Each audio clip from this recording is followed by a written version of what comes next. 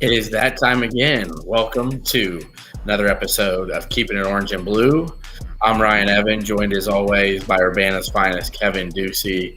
After a victorious Saturday for our Fighting Illini, we've got Chase Brown and the Bengals on. We got Sydney Brown and the Eagles finishing up right now. It was a good weekend for Devin Witherspoon.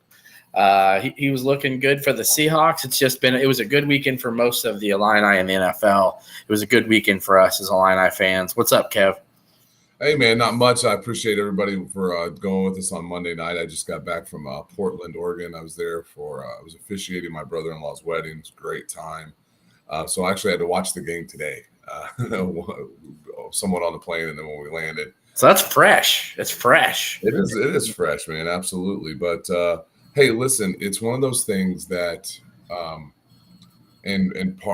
partially to blame. There's some other people out there as well. We came into the season with really high expectations, so there's a little bit of our fan base that is really frustrated with a win, and we did that against Toledo as well. I don't think you can ever be frustrated with a win, especially being an Illinois fan. So, hey, we found a way. We did it. We won the ball game. We talked about this 3-game stretch that we're in, that we can come out of this 4-2 and really have our bowl hopes in line and where we want to go. So it was win. We handled the job. We beat a pesky FAU team. I think we beat them worse than the score said, and I'll get into that in a little bit. But hey, won the ball game. Happy to see it, and now it's moving on to Purdue next week. 100%. And as we jump into this breakdown of FAU, I think the first thing is that the score was not indicative of the Illinois domination to a degree. Now, Kev, I know you were busy, but when I was at the game, there was just so many plays officiating, I think, helped FAU out big time. To me, I think the spot was bad on the fourth down call. No, it wasn't. You don't think so? No, I went back. The problem on especially on TV, is BTN got the line to get like a yard and a half off. They did that multiple times in the game. Which I got to be honest though, that's unacceptable. It really is. It's unacceptable. I mean, don't even do it then. But that was just one. To me, there was a couple others. First, the one big one was if you're going to throw personal foul flags when Illinois hits the quarterback when he's down, where was Luke Altmyer's? Yeah. And you got Hugh Robertson, who touches a guy who doesn't fall because it was just inconsistencies that were pretty bad. There's still a lot to clean up, right? Illinois really dominated the stat sheet there, right? And I think it was 500 and some yards to 300. It was like 505 to 356, something like that. We had 300. We had 300 yards passing, 200 yards rushing. It was a nice balanced day. I think one of the surprises, it was nice to see, because we're getting to that point where like, hey, ready to see the guy show up was Josh McCray. I think Josh McCray played really well, and came in and did some nice things. Aiden Lawfrey looked pretty good in his couple of touches there. 10 different receivers caught the ball. We're spreading the ball out. Luke Altmyer had a really nice bounce back game. Yeah, he missed some throws, but he made some great ones. Showed his legs again. I thought the sack fumble that he took early in the game, that was on him. I went back and watched that. He had over 4 seconds from the time the ball hit his hand. He had 4 seconds in that pocket. That's enough time. It's enough time to feel that. But the offensive line play still has to improve. Defensive line play wasn't as good as it was against Penn State. But the one thing that Illinois is doing, I think we're all seeing this right now, is there's an influx of youth coming into and playing. Kenel Odeluga took more snaps than Tariq Barnes. We talked about this before the show. Zachary Tubby, he was out there a ton and graded really well. Number 5, long corner, long arms. Our guy, Sabor Kareem, guest of our show, came in, made some nice plays. Almost should have had a pick 6. Ball bounced in and out of his hands. I guess guys number 2 for Illinois weren't allowed to catch the ball on Saturday. But there was a lot of good things. Henry Boyer showed well, blocked really well, got the tight ends involved. 3 different tight ends caught balls. So, it was good. It was a good game. There was just some little things where we could have put them away. Chrysler gets called for the hold on the nice touchdown pass to Pat Bryant. I mean, we were just really close to like really putting this game out of reach.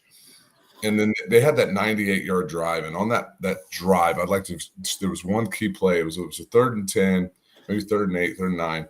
And we get pressure on them. And their quarterback stepped up in the pocket, evaded a little pressure, was still feeling the pressure, and dropped an absolute dime. It was a freaking beautiful throw.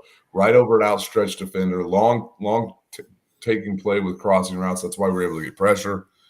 And he made a beautiful throw, and that's what ended up giving them 6. That's a lot of youth on that drive too, though. Yeah, tons of youth in the ball game. And I think Aaron Henry, alluded to that in his press conference today. Is he hated that to give that up because, not only the missed extra point, there was opportunity. Maybe they kicked the field goal on that first drive. That's another 3. Yep. That touchdown that got taken off the board. That's another 3 or 4 points. It felt like a 31-10 type of win. So, but 23-17, it's not about Brown. And then think about this. Caden Fegan goes down. He could have easily scored. Well, in fairness, watching the game today, they wanted him to score. Yeah, they did. They made no attempt to tackle the guy. What's your take on that? A lot of people, when I was leaving the game, it's 6-1, half dozen the other.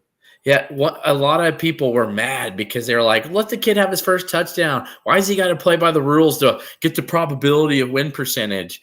It's like, and I was trying to explain to him, the coaches are going to love him for that, though. Oh, well, hold on. Here's the biggest key factor there. He goes down, the game's over, right? He goes in the end zone, it extends the game. It's more plays on the field in a game that's still in question. Dude, how many guys on our team went down Saturday with some sort of nick, some sort of injury? Isaiah Williams, Reggie Love, Keith Randolph. Did you hear what I just said? Those are 3 of the top 10 most important players on our team. Taz Nicholson, concussion. We had numerous players hurt in a ball game. Why do you want to put our defense back on the field, our special teams back on the field to go have to make plays, and you risk that? Heck, I watched Friday Night Lights, the movie, on the plane today. Kid forgets his helmet and Booby blows up his knee. That's the crap that can happen if you have to take more snaps. I'm glad we didn't do it. Would have loved Caden to get his first touchdown. The dude will get plenty here at Illinois. Yeah, 100%. And I think we just agree that Illinois was the far better team. The score didn't show that. I'm not irritated that was only a 6-point win.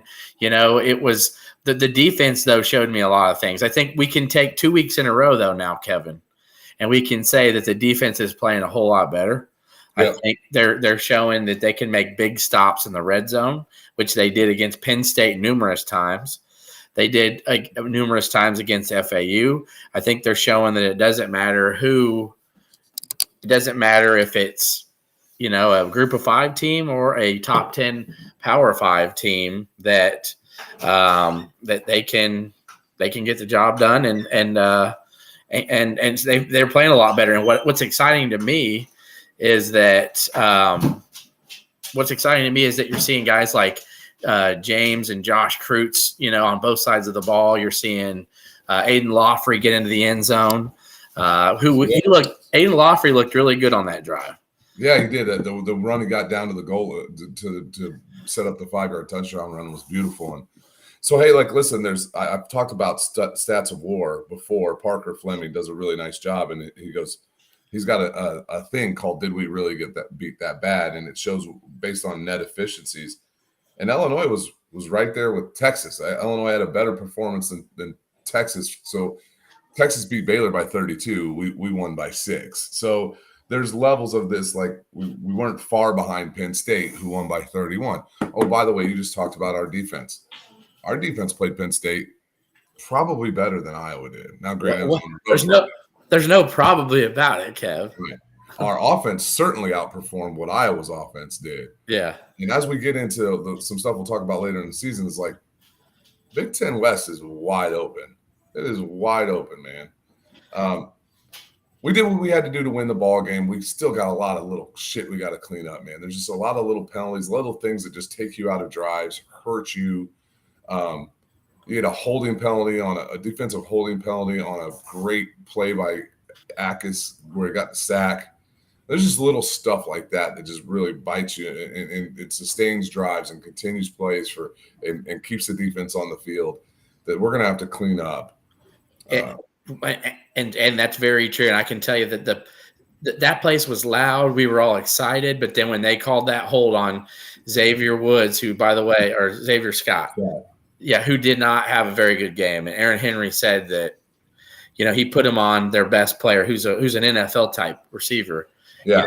He did a good job pretty much with him when he was on him, but he had some other he whiffed on a big tackle that led to a big first down. And then he had a couple penalties that were they were painful because it deflated the entire stadium. Everybody was excited. They're like, defense is stepping up, a big sack by Gabe.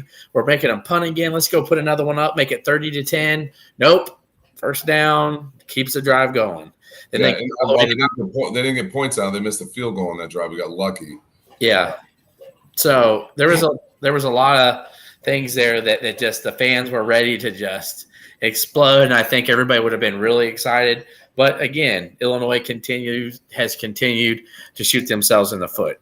And as we progress, and now we're about to start talking about Purdue, that's something they can't do if they're going to, as much as, 1-3 Purdue. Purdue has a lot of flaws, a lot of big areas, even more than Illinois.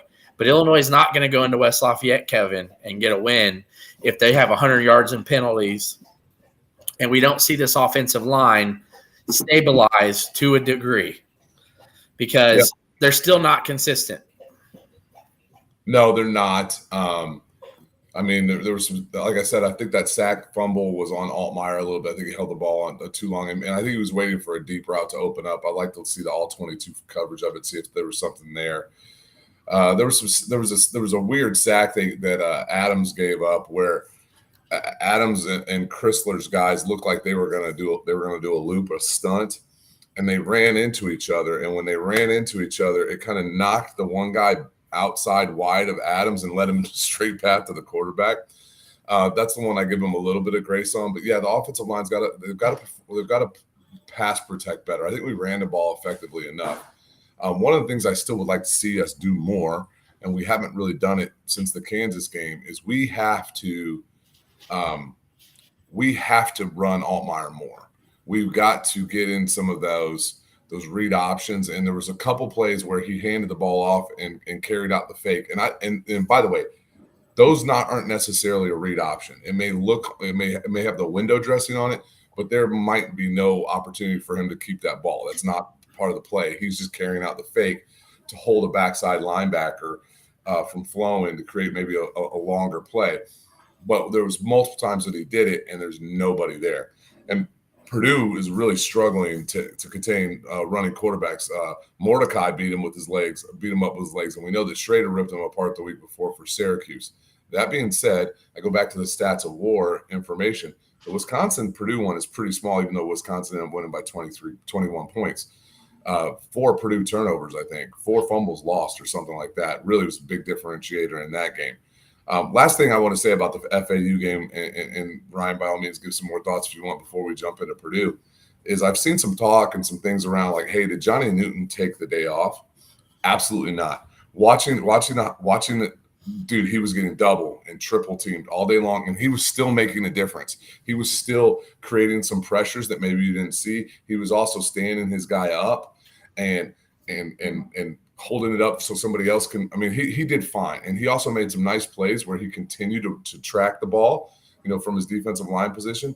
But Keith Randolph ended up playing pretty well, had probably his best game of the year. So don't think that by any stretch of the imagination that Johnny Newton took the day off. You took the pass off. You took the words out of my mouth. That was one of the last things I was going to mention, that he didn't grade out well because he was triple teamed. So I mean. We flip him as much as that. Herman did that. Like they knew where 4 was. Yeah, and that shows you what kind of coach Herman is. Herman has coached big boy football. I mean, he knows. Yeah, and you know what? Johnny Newton should take that as a compliment, because Tom Herman, if Tom Herman's telling his team, you're doubling him, and if you're not doubling him, you're tripling him. To me, and that showed Keith Randolph was able to do what he should do when Newton's getting double and triple team. Newton better have a big game. He should. Yeah. But what I like to see too, I think Ken Odeluga had a big game, a real big game. And you mentioned it earlier, sung so much praise today from Aaron Henry. And that's just a guy, I think, didn't I mention him a month ago about guys to watch?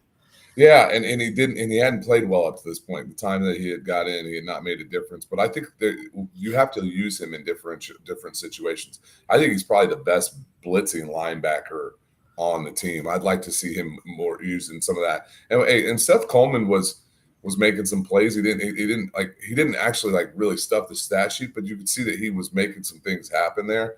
It wasn't the get right game I thought it was going to be, but. Seth Coleman's like the Robin guy. Like, he's always going to be Robin, but he's just such a specimen of he's that guy that chases everybody around and you may not get credit for anything. He's always causing havoc. It's he's the guy that he's getting in there, hitting the arm of a quarterback or, disrupting a specific run design where it's setting up other guys. But still, I think I like what we get and seeing from Alec Bryant. I think he plays well. I think what I like to see, what I noticed definitely is on third down, they really do an NHL mass substitution. Yeah. If you do, they bring Clayton Bush in, Nicario Harper's looks like he's earning more time, which is played good. Played really well. I thought. Yeah.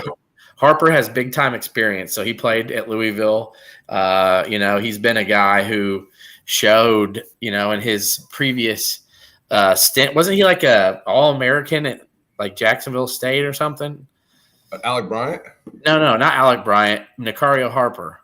Oh, yeah, maybe. I know he transferred from Louisville. Yeah, he came from Louisville, but before that, he was at an FCS All-American at Jacksonville State before they turned to Division I, so Power 5. Well, it's not Power 5, D1 anyway. So I'm liking what I'm seeing from Harper, and then Bush comes in on third down, and it's looking like they're having Roshit come in. They've got, we got Kreutz. Kreutz had a big, they gave him big time in that fourth quarter. They're actually moving him onto more agile, tight ends or even running backs. They want Kreutz to cover those guys because he's quick enough. Yep.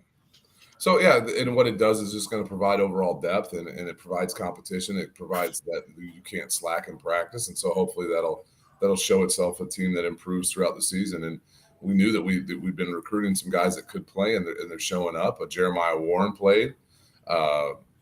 Murrigan played. Bray. Excuse me, not Murrigan. Bray played, and so there's young guys that are stepping up and getting some tick, getting some run here, and so. I think, it's only in week 2 of the adjustments of moving Adams to tackle and Chrysler to guard. I think it's been better than it was the first 2 games. It's certainly not good yet, but I do think it'll continue to improve. That being said, Kreutz needs to play better. He messed up. The guy's name we don't hear get beat too often, played pretty well, is Getsky. Pearl got beat for 1 sack, but Getsky seems to be doing okay. So, and he was probably the guy that between him and Kreutz, we had the most questions about on the offensive line. Yeah, and the thing is, Chrysler's just still. It's like if he's not healthy, 100%, half step slow. Yeah, you just can't keep him in there, in my opinion. You keep having Brett every week. I just want Brett. I know Brett can't ever just be 100% with everybody, but to me, it's stop giving us some coach speak. Well, the problem is Slaughter falls down. A lot. He falls down a ton. It's bad, and I don't know that there's a ton of faith. I think Chrysler is still the best guard option that we have to play every down right now. So, and if you listen to the staff, though, Slaughter does a great job, and he's done okay. He's done okay, but he just. Go watch. You can watch him 66. He's always on the ground. I don't get it. And then it's I think Whitenack and, it sounds like maybe Henderson's time's coming next year, but I think Whitenack and Barlev, I like Hunter. I think Hunter Whitenack's stout. I know Bart Miller really likes him. It's at some point, if those are the best guys we got, then what's that saying about the guys under them? Because there's all kinds of little things that we don't necessarily know. Are they forgetting snap counts in practice, or just little things? Are they getting called or pointed out for holds? Or Are they doing little things that are illegal linemen downfield? All stuff that inexperienced players seem to do that goes beyond just blocking. So it could be more than that. I know. It's just frustrating when you just hear the same stuff every week about the O-line. And I know Brett, to a degree, has been like, look, they can be better. And I think that's the most Brett's going to say about his guys. Hey, Yo Ma's here. They won't not start the same guys, or they show they were wrong, and it might cost us a game or two. They've already done that. They've already flipped guys' positions. They're already playing younger guys. They're already starting some younger guys. Tariq Barnes played less snaps than Ken Oluga. Like, they're already doing that. Like, it's already happening. So I completely disagree with that sentiment. And real quick, as we talk Illinois Purdue, Jason Ron here has a comment. He said, this Purdue game is the Spider-Man meme. Porous O-line, defense shooting itself in the foot, but both have decent quarterbacks. And to me, though, and that is true, Illinois and Purdue have been penalized heavily. O-lines have been definitely under compensating. They've definitely been underwhelming. How about that? But the thing that I will say is that Illinois has not been gashed or people dominating them with the run where they're just can't even get off the field because people are running the ball down their throats. That's Purdue's biggest issue. Purdue is – if Illinois can't figure out how to run on Purdue, then that means they're going to be leaving guys wide open one-on-one in the secondary because they're going to be putting 7-8 guys in the box because there's going to be a lot of read options. There's going to be a lot of room for Luke Altmaier to hold the ball. But I assume that, Walt and Kane, they're going to have a plan, and I'm just going to be honest. I think they're going to probably try to make Altmaier beat them. So I think that's probably right, but I mean, I don't know that. I mean, I wouldn't. I would. Yes, I'm sorry. I would say that I would definitely want to take away the run game still. I think Purdue's defense is worse than ours. I don't think it's. Oh, definitely. I didn't think he said poor defense. I just said defense shooting itself in the foot. Yeah, we do. I think that's where the difference of the Spider-Man memes is, and they can't seem to find out who they're doing running back by committee too, which is interesting, right? You figured Lockaby would have had it sold, would have had it been locked down, but I like what I saw from Tracy. And is that number 3? Yeah, Tyrone Tracy. Yep. Here's some things that are going to have to happen is you looked at who hurt Purdue in that last game, and it was Braylon Allen and Tanner Mordecai, and that's what I think Illinois set up the same model. It's going to have to be Altmaier. I think Altmaier is going to have to use his legs a little bit more, and I think this is the game where McCray starts to impose his will. He looked different this week. I mean, he was running with a downhill aggression, but at the same time, I know there's been a lot of talk about how the offensive line hasn't been that great, but we're still running the ball at a pretty good clip, at a pretty good yards per carry clip.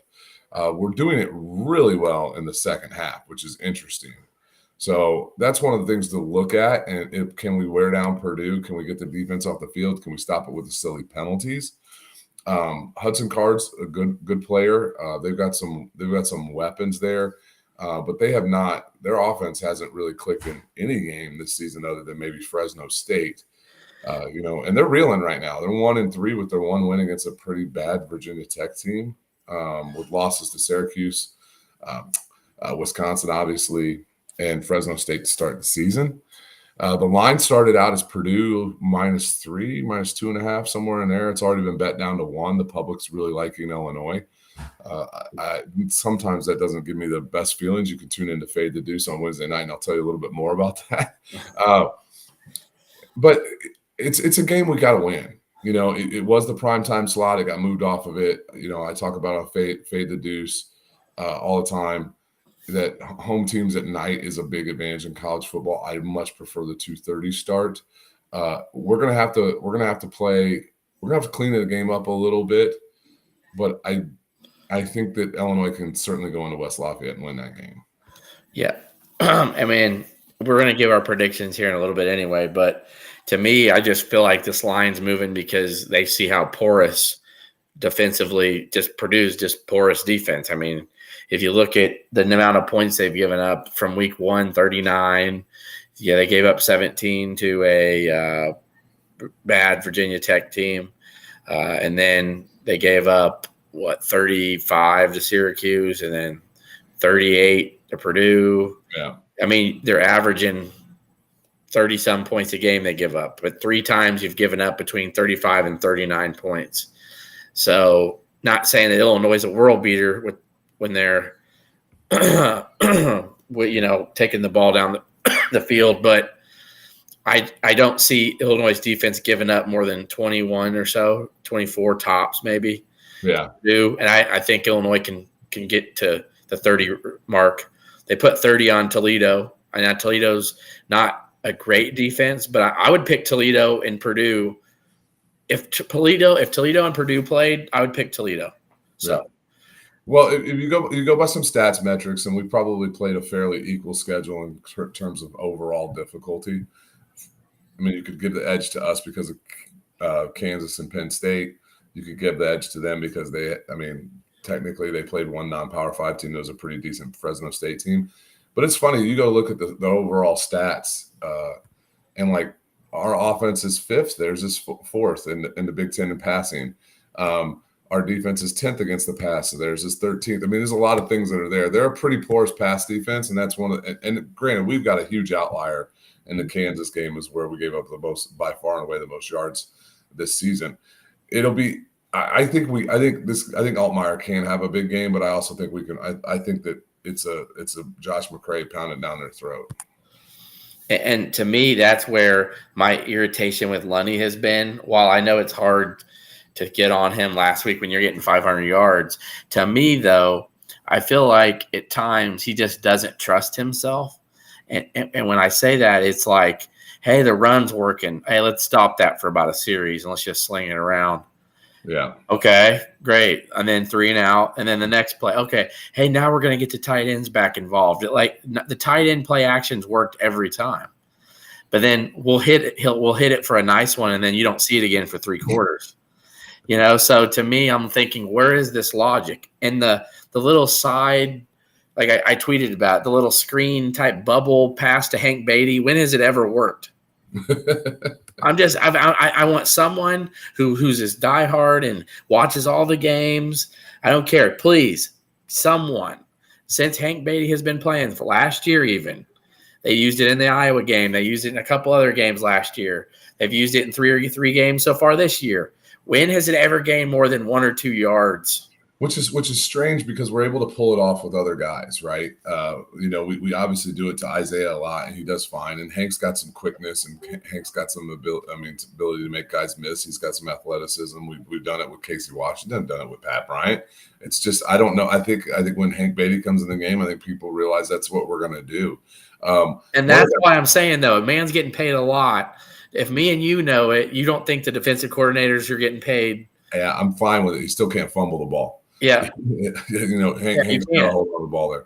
One thing that I had, we ran that little the little Isaiah basically pitched the pass forward on the jet sweep kind of deal to Canary that picked up a first down. We did that. It was the first drive of the game, and I really would like us to try to get Seven the ball some more. I think Canary has got some wiggle. He's got some toughness, much like Isaiah. He's small.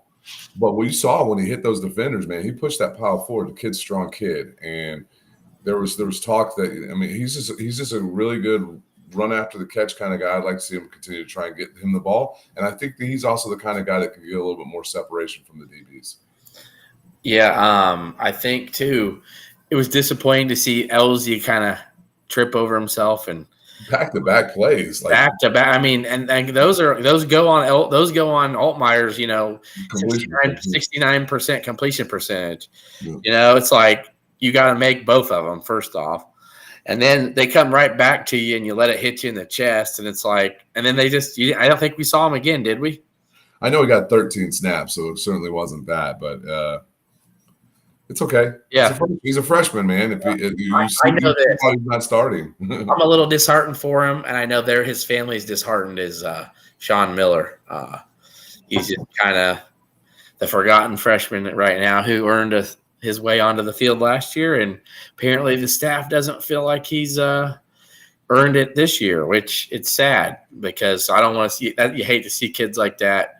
You probably end up transferring, and even though it's the world of college football, dude. It is. I know. It's sad though. It's like so much talent, but I'm like, is there? It's like if Illinois has this talented of a wide receiver room, then we should be rolling with grease here coming up soon. So I hope that works out. And I like Sean, but I just know that it's sad to see when kids think they got something rolling and then it just doesn't work out that way. So anyway, Kev, we'll get to your prediction here with Illinois and Purdue, and then I'll give mine. What you got? So, your master said battle's better. He was open on the more TD. I mean, yeah, he can get open on the trick play, man. I don't even know who Battle is before the game. Let's be real. But we don't know. Like we don't know those guys yet, and we don't know what could be said there. But he definitely was open on that post route. Lucky also his defender tripped behind him. But on the Purdue game, so there's a lot of things at play here, and I've heard some people say this is like the Ryan Walters, like get Illinois game, and I'm like, what? Like it doesn't make any sense. It was like when people were talking about what's his name, Daniel Barker. When Michigan State playing against us, like he was going to give it to us. I'm like, dude, he left us. He was going to be our starting tight end. He was going to be one of the weapons that we used last year. Like it wasn't. Nobody kicked Daniel Barker out the door. Like we really wanted to use that dude. It's a pretty talented tight end. We didn't want to lose. We didn't want to lose Ryan Walters to a conference team by any stretch. I do think there is some stuff. This defense is going to be pretty fired up. And obviously Barry Lunning is going to know what Ryan Walters and Kevin Kane want to throw at him, but also Ryan Walters and Kevin Kane are going to know what Barry Lunning wants to do their way. And so that sets up some interesting dynamics here. By a score total, these are the two worst defenses points per game in the Big Ten. I think they're skewed. Like I said, I think these two have played the toughest schedule so far. I do think that Illinois' defense, and you heard it in the broadcast, they talked about we had a really good week of practice last week. And I think we were just this close, like I said, to start the show, to really winning that game, something like 38-13, something like. We were really close to having that get-right game that I was talking about. It's just a couple little things, and I think that we're cleaning those up. We still have a lot of inexperience on the field, and we're getting more inexperience on the field. But as they're on the field, they get more experience. What I think will happen in this game is I think it'll probably be a little bit lower scoring than people think. I see this being something like 27-17, 27-20 Illinois. Yeah. That was astute analysis. I like it. And that's some real breakdown there. Jason says that was Battle's play. However, protection broke down and forced Altmaier out of the pocket to more. That's true. Yeah, that's true. Altmaier made a heck of a play. Yeah, he did. And Brett gave him all that love today. And I think that's one of the reasons why I like Altmaier. He's just got sneaky athleticism. And even if he made some really bad plays against a really good Penn State team, I still think against most mediocre to just average to maybe even good, he can be a really good quarterback. He may not be a great quarterback against great teams, but I think he's definitely good enough to get Illinois to 7 or 8 wins this year if things get cleaned up. So I like Illinois in this one. I think I understand, and I hope everybody knows I picked Penn State to win 2 weeks ago. So there's no Ryan just picks Illinois every week. And I still have at least one more loss that I'm picking for Illinois this year, at least one more. So I think I like your 27-20. Like I said, I don't see Illinois giving up more than 21-24 to Purdue. I think, and Illinois offensively should be able to run the ball. I think Illinois will get to around the 30-point mark. I'm going to say 30-20, 30-21. Illinois to beat Purdue, and I think there's just too much for Ryan Walters to have to clean up with that run game defense. And I think it's not just going to be Barry Lunny having to figure out how to out scheme, his old staff members, Kane and Walters. Right. So, Bielema is going to be involved in that and stuff as well. So I like Illinois 30-21. And here's another reason. Why can't Illinois have just a pretty clean week? Why can't they just have 1 week where things just click? That's going to happen at some point. I got it happening this Saturday. Yeah, and if things click, I mean, it could go really well for us. I mean, if we can get the turnover fairy on our side for a game where we get 3-1 or something like that, 3-0. I mean, we could have a score similar to what Wisconsin did. I have no doubts about that. But if it goes the other way, or if we start slow, if we spot them 10, something like that, it could be a situation. And I think that's the problem with Lunny, and that's the problem with the run game, and that's the reason why we were able to see what it did in the second half. We really ran the ball really effectively in the second half. It's because we got the lead, and I think that's the Bielema ball. That's what we got to do. So I'd love for us to come out, step on them, throw them some different looks, get creative with some of our packages to throw at Hudson Card. Maybe we can get him to make a mistake and see what we can do. Yep, and just to finish up here, I think there's nothing wrong with, Illinois getting a nice, 2nd and 6. It's okay to try to run it again. Okay, 3rd and 2. But it's just we get to this point where it's like predictable to the sense of it's like we know here comes a pass, or he's going to throw it. He's going to run it once and then throw it the next two plays. Lunny has to use Altmaier's legs this game. He just has to. He has to. And that opens up so much. It opens up so much more for the running lanes later in the game because it keeps the defensive end or the outside linebackers home. It also opens up for some of that RPO stuff. Well, I would love a 4th and 2 RPO with a whip or a jerk route with Isaiah. I mean, there's just so much that you can do off that stuff as opposed to like pitching it to the outside with Love. And nothing against Reggie. I thought he played a fine game, did a really nice job. Oh, by the way, slipped my mind. You remember like the first, like we did like a kind of like Altmaier kind of like ran down the line. It was almost like an option play, but it wasn't an option. It was always going to pitch it to McCray. And McCray got to the outside and started to turn up and he slipped a little bit. And then watch that. Oh my goodness. If Josh doesn't slip that, that's a 25-yard run probably. Yeah. I mean, he could have housed it depending on what was going on. So I was saying, I don't know if he slows down when he gets out in the open field like Reggie Love or not. Yeah. Oh my goodness. Yeah. Showing that 4.7 feed. Yeah. There were a couple drops too, right? I mean. Oh yeah. Yeah, like I know McCray had one right in his hands. It looked like he had some room to do something with it, and he dropped it. He also made a couple nice catches too. So I mean, yeah.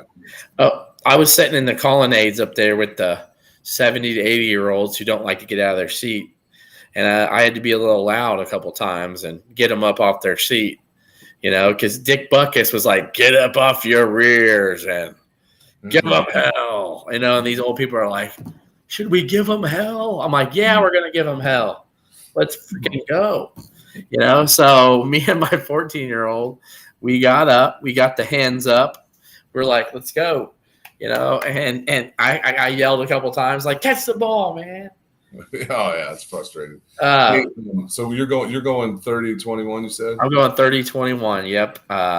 So I'm thinking, I like Hunter Card. I don't think Illinois is just going to dominate defensively and keep them under 14. I think Card's elusive enough. He's shifty. They've got some good wide receivers. I think they'll score 21-24, but I think Illinois is going to put up at least 30. I think this defense, and if they don't, it's because Lunny's refusing to run the ball, or they're not. Luke's refusing to take it himself, or Luke Altmaier's refusing to pass because Purdue can't take both away. They can't. They don't have the people. Their defensive line is not that good, and they've got some depletion as well. So the secondary struggles, the line struggles. Somewhere Illinois is going to have an advantage. You can't just. Anyone wants to watch a clip, go watch a clip. I think it was a Tanner Mordecai. Just go to CBS Sports and just the 3-minute highlight that they had. But I think it's a Mordecai's touchdown run. It was a design pass play, and that dude was in the pocket. Like he could have read 3 books in the pocket. Like they got no pressure on him. And then he just runs around the edge and just gallops to the goal. Yeah. Yep, he just gallops to the old pylon. He's like, "Oh, easy does it." Yeah. And let me tell you, I think Altmaier is actually a little bit better athlete than Mordecai. So Mordecai surprised me with his athleticism in the highlights, though. He did. He did. He's close to Altmaier, but I think Altmaier's a little shiftier. But so that I will tell you that and anything can happen, Kev. I think we could see Lunny not try to take advantage of the obvious glaring weakness. But to me, that's what's going to make it fun, though, Kev, because Kane and Walters know where their weakness is, and they know that, hey, everybody's been pounding it down our throat. We know Bielema likes to run the ball. So that's why I'm telling you, I think Altmaier is going to have to just beat them with the one-on-one coverage they're going to get. Maybe you get to see your guy Sean Miller. Maybe you get to see one of those more vertical threats, or maybe we get to see Kenny Battle's son make a play. So guess what? The tight ends better be involved too. That's what I know. So moving on. Moving on to something important. Yeah, we got some news. Other side of the street. What's going on, Ryan? Other side of the street. What up? We're looking just right over there across Neal, right? Yeah. Just across the. What'd you say? Across Florida. Yeah, across Florida. Okay. Champaign people say it's Kirby. I'm from Urbana. It's Florida. Yeah. Okay. Florida. So, Illinois has been recruiting, as we mentioned, Mikey Lewis. Jeremiah Fears' boat, the Jeremiah Fears train, is in full steam. Is he gonna reclass to 2024? Is he gonna stay in 2025? We know Mikey Lewis wants to take at least one more visit for whatever reason. To me, that doesn't sound good for Illinois, because if he was for sure locked in, he wouldn't be looking so hard to just go take another visit somewhere else. So the LSU one fell through because, as I mentioned before, the assistant coach, who was really his main cog to the connection, he left to go to the G League. And they also got another 4-star guard at the same position, kind of surprised him and what didn't sit well. And now he's looking at Ole Miss, which is weird, but we'll see. Yeah. Ole Miss with old Chris Beard. Yeah. You can't fault somebody for being like, well, Chris Beard's had some success with guards, So I get it to a degree, but I don't if you're already like heavily saying like, this is the school that's really wanted me more than anybody. I love it, but I don't care where I take my visit. I just have to take another visit. To me, that doesn't sound good. So they got Jeremiah Fears where they feel really good about him. It's just a matter of does he want to come to 2024 or stick with his class of 2025? So Illinois has been recruiting Jace Butler, a combo guard, a 3-star kid, which, by the way, don't worry about the stars. It's more of like his pick and roll game that I know Kevin wasn't really sure about him until earlier, Kev, we talked. And yeah, I went and watched some highlights of him, and I was really impressed. Left-hander, got a really nice stroke. He's athletic. He's plenty athletic. He's not DGL athletic, but he's still plenty athletic. One thing he does really well though is he's got a little bit of a bigger body overall. He's probably 6'4", but he's got some like broad shoulders, and he uses his body really well to position himself around guys. And left-handed is such a huge advantage. You can't play in the NBA if you can't go left as a right-handed dribbler. You can play in the NBA if you can't go right. Kendrick Nunn is still in the NBA, and he can't. James Harden can barely go right. Because there's still just this stigma of like basketball players naturally want to sit on your right hand. But I was really impressed with what Jace Butler's videos. He was one of the highest rising kids in the summer. Really came on strong. Seems to be a really good kid too. Really smart considering Stanford. Seems like academics are really important to him. I was really impressed. Like I did what the common fan does. I saw he's a 3-star kid, and I'm like, I was hoping we were 4 stars or bust. We took Jaxtis, who's not quite a 4-star kid. That was a little bit of a stretch, or we take another stretch. And I was like, this kid can play. He's a good ball player. So excited to see what he can do. Yep. So as you mentioned, Stanford was one of the Power 5 schools that got in on him later that wanted him to come take a visit. He turned him down. And you look at other successful programs over the years, UCSB, Cal Santa Barbara makes the tournament pretty much every other year. But Loyola Marymount had a really good season last year, had a guard that NBA level. And then Colorado State has been in on him from the get-go. Pretty good basketball school. Another good basketball school. But to me, it's not like, oh, my God, look at those offers. Well, he had Power 5 schools he's turned down visits because he's like, I'm locked in, I'm set. I know who's prioritized me. And to me, here's what I want to say. And I mentioned this to a group earlier who were talking to me, and they're like, oh, it's just a reach because they're not getting Mikey Lewis, so they got to take somebody. Let me just say this. The staff has been burnt so many times with kids with egos and agendas and so many people in their corner pushing for other things than what's best for the player, but also definitely not what's best for the team. And Jace Butler is not one of those kids. You look at the Epps situation. You look at the Sky Clark situation.